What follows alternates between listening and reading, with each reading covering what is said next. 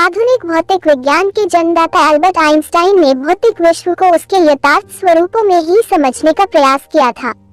इस संबंध में उन्होंने कहा था कि शब्दों का भाषा को जिस रूप में लिखा या बोला जाता है, मेरी विचार पद्धति में उनकी उस रूप में कोई भूमिका नहीं है। पारंपरिक शब्दों अथवा अन्य चिन्हों के लिए दूसरे चरण में मात्र तब परिश्रम करना चाहिए जब संबंधीकरण का खेल फिर से दोहराया जा सके। एल्बर्ट आइंस्टाइन का प्रारंभिक जीवन। एल्बर्ट आइंस्टाइन का जन्म 14 मार्च 1879 को जर्मनी के उल्क नामक छोटे से कस्बे में हुआ था। उनके पिता का नाम हरमन आइंस्टाइन और माता का नाम पॉलिन था। पॉलिन को अपने पुत्र से बहुत प्यार था और कभी वो उसको अपने से दूर नहीं करती थी। एल्बर्ट 3 वर्ष का हुआ तो उसकी माता के लिए एक समस्या खड़ी हो गई कि वो बोलता नहीं था।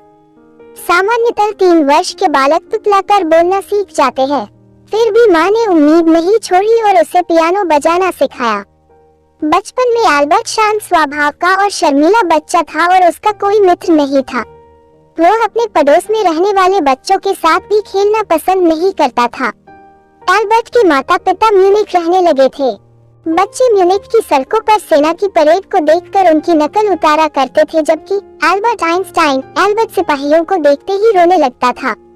उस समय दूसरे सभी बच्चे बड़ा होकर सिपाही बनने की बात करते थे, लेकिन उसकी सिपाही बनने में कोई रुचि नहीं थी। अब एल्बर्ट 5 वर्ष का हो गया था और उसके जन्मदिन पर उसके माता पिता ने मैग्नेटिक कंपास उपहार में दिया, जिसे देखकर वो बहुत प्रसन्न हुआ था। जब उस मैग्नेटिक कंपास की सुई हमेशा उत्तर दिशा की तरफ रहती तो उसके दिमाग में प्रश्न आते थे कि ऐसा कैसे और क्यों होता है। एल्बर्ट बचपन से ही पढ़ने लिखने में होशियार था, लेकिन शिक्षकों के साथ उसका तालमेल नहीं बैठता था क्योंकि वो रटंत विद्या सिखाते थे।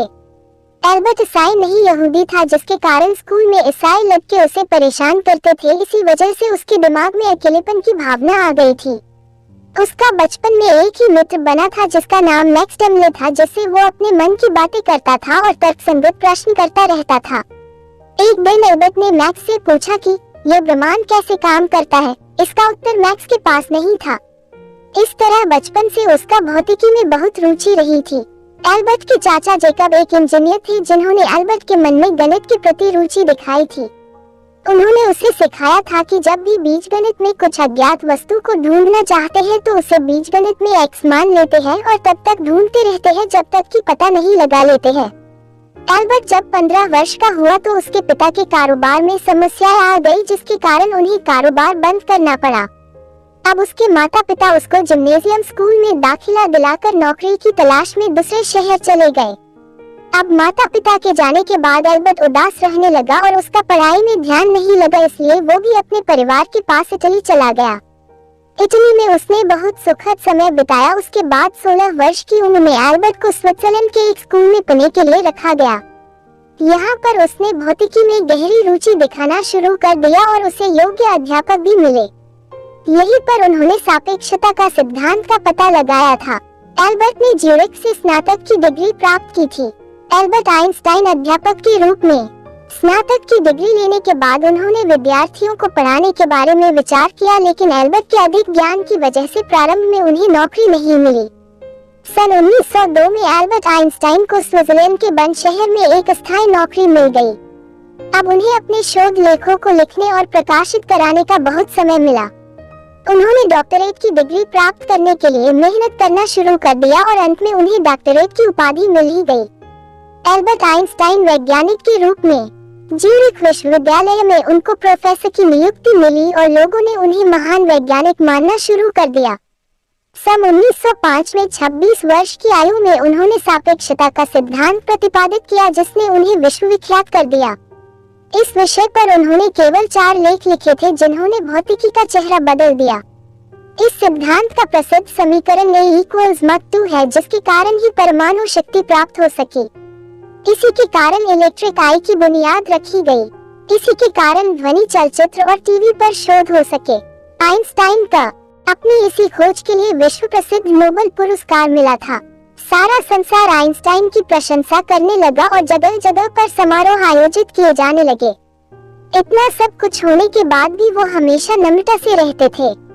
आइंस्टाइन विश्व शांति और समानता में विश्वास रखते थे, इसी कारण उन्हें गांधी जी की तरह महान पुरुष कहा जाता था। आइंस्टाइन को अपने जीवन में सबसे ज्यादा डर तब हुआ जब उनके वैज्ञानिक आविष्कारों के कारण बाद में परमाणु शक्ति का आविष्कार हुआ था, जिससे हिरोशिमा और नागासाकी जैसे नगर ध्वस्त हो गए थे।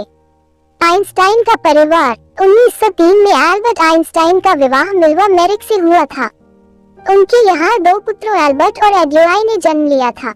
आइंस्टाइन के विवाह से पहले भी पुत्री थी जिसे आइंस्टाइन ने गोद लिया था, लेकिन उसकी बचपन में ही मौत हो गई थी।